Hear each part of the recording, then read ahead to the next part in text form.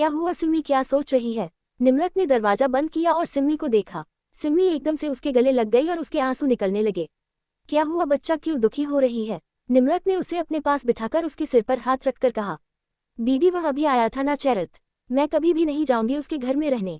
वह बहुत गंदा है दीदी, बहुत गंदा है वह, बस बोलता रहता है, उसने कुछ नहीं किया, उस दिन नशे में था।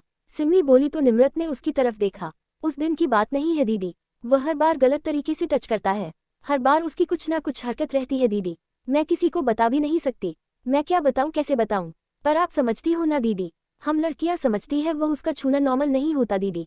मैं उसके साथ कभी नहीं रहूंगी, मैं उस घर में कभी नहीं जाऊंगी वापस। सिमरन रोते हुए बोली। तो किसने कहा कि उसके घर में वापस जाएंगे हम? देखा ना, अभी पापा ने और मैंने, हम दोनों ने मना कर दिया ना कि अब हम उस घर में कभी नहीं रहेंगे। हम तीनों यहाँ रहेंगे हमारे इस घर में। ठीक है थोड़ा पुराना है पर कोई बात नहीं, जैसे ही थोड़ा थोड़ा सा पापा की दुकान नॉर्मल हो जाएगी तो हम इसको रिनोवेट कर लेंगे और हम तीनों यही रहेंगे, कभी उस घर में नहीं जाएंगे, क्योंकि घर बड़ा होना और छोटा होना उतना जरूरी नहीं होता जितना कि घर में रहने वालों के दिल का सुकून होना जरूरी होता है। और मेरे परिवार में मैं, तुम और पापा है, और हम तीनों के दिल में अगर सुकून नहीं है तो फिर किसी भी घर का, किसी भी जगह का क्या महत्व? निमृत ने सिम्मी को समझाया। पर दीदी उसने कहा ना कि अगर पापा को कुछ हो गया तो? अगर पापा को कुछ हो गया और आपकी शादी हो जाएगी या आप मेडिकल में चली जाओगे तो मुझे आप अनाथ आश्रम में छोड़ देना दीदी। मैं अनाथ आश्रम में रह लूंगी पर प्लीज उस घर में मुझे वापस मत भेजना। मैं जान दे दूंगी पर वहां नहीं जाऊंगी। सिम्मी अब भी दुखी थी। सिम्मी रो मत, क्यों, कुछ होगा पापा को? कुछ भी नहीं होगा, पापा हमेशा हमारे साथ रहेंगे, समझी तू?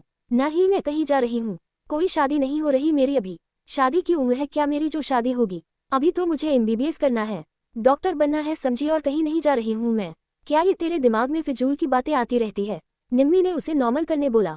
प्रॉमिस करो दीदी प्लीज कि अगर कभी कुछ ऐसा उल्टा सीधा हो गया तो तुम मुझे नहीं छोड़ोगे।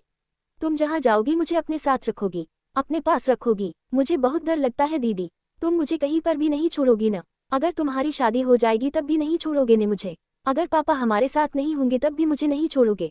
तुम मेरा साथ कभी नहीं छोड़ोगी, वादा करो दीदी प्लीज। सिमरन ने इमोशनल होते हुए कहा तो निमृत ने उसके सिर पर हाथ रख दिया। तुझसे ज्यादा प्यार आज की तारीख में किसी से नहीं करती सिम्मी, कसम खाती हूँ तेरी सिम्मी, चाहे परिस्थितियों कैसी भी रहे पर तेरा और मेरा साथ कभी नहीं छूटेगा। तो मेरी बहन भी है और मेरी बच्ची भी है। मम्मी नहीं रही थी तो मैंने तुझे अपनी जिम्मेदारी पाला है और तेरी जिम्मेदारी हर हाल में निभाऊंगी। और रही बात तेरी सुरक्षा की तो बिल्कुल भी मत डरना, सब भूल जा, वह तेरा कुछ भी नहीं बिगाड़ पाएगा। और अगर इस बार उसने कुछ भी हरकत करने की कोशिश की या सोचा भी तो पुलिस कंप्लेन मैं खुद करूंगी और फिर मैं उस समय बड़े पापा का लिहाज भी भूल जाऊंगी। निम्मी की मजबूत आवाज आई। थैंक यू दीदी, बस मुझे अपने साथ रखना, अगर तुमने मेरा साथ छोड़ा तो मैं तो जिंदा ही नहीं बचूंगी। मुझे बहुत डर लगता है दीदी, बस मुझे अपने साथ रखना। सिम्मी अब भी उससे लिपटी हुई रोए जा रही थी और निमृत के चेहरे पर अजीब सी कठोरता आ रही थी। उधर अबीर अपने पूजन से उठा और उसने आंगन की तरफ देखा जहां पर रेखा बैठी उसे देख रही थी। क्या हुआ मम्मी, क्यों इतना परेशान रहती हो? और चाय वगैरह मिलेगी या नहीं मिलेगी? अबीर उठकर उनके पास आते हुए बोला। पर तू तो चाय नहीं पीता है ना, तेरा डाइट का दूध बादाम बादाम और ड्राई फ्रूट्स लेकर आती हूँ। रेखा उठते हुए बोली। कोई बात नहीं मम्मी, आज आपके साथ चाय पीता हूँ, क्योंकि मुझे पता है कि आपने भी सुबह से चाय तक नहीं पी और आप जनता हुए अच्छे से कि अगर मेरी मम्मी चाय न पिए तो उनको माइग्रेन शुरू हो जाता है। अबीर ने सौम्य मुस्कान के साथ कहा। अच्छा ठीक है बैठ, मैं चाय बनाकर लाती हूँ।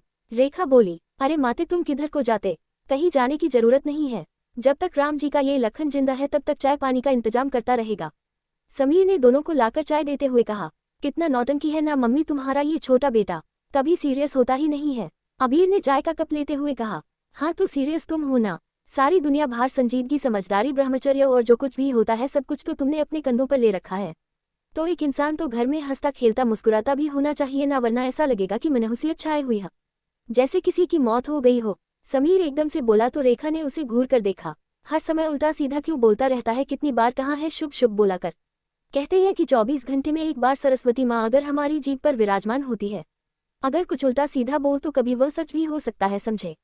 रेखा ने कहा। क्या मम्मी आप भी कौन से जमाने की बात करती हो? ऐसे अगर किसी के कहने से कुछ होता तो अब मैं रोज कहा करूंगा कि मैं तो अंबानी हूँ, टाटा बिरला हूँ। देखो सरस्वती माँ मुकेश अंबानी बना दे तो पूरा परिवार ही पार लग जाएगा, परिवार क्या ये पूरा शहर ही पार लग जाएगा। समीर ठिठोली करते हुए बोला। यह नहीं सुधर सकता कभी भी। रेखा ने झूठा गुस्सा दिखाया। मम्मी तुम क्यों परेशान होती हो, अच्छा बताओ खाने में क्या बना है? बहुत तेज भूख लगी है, अबीर ने माहौल बदलते हुए कहा। सब कुछ तुम्हारी पसंद का बना है और तुम्हारी डाइट के हिसाब से बना है, आ जाओ तुम, मैं खाना लगाती हूँ। रेखा ने कहा और रसोई की तरफ बढ़ गई। तो आप सुन रहे थे सोलमेट, कहानी कैसी लगी बताइए जरूर।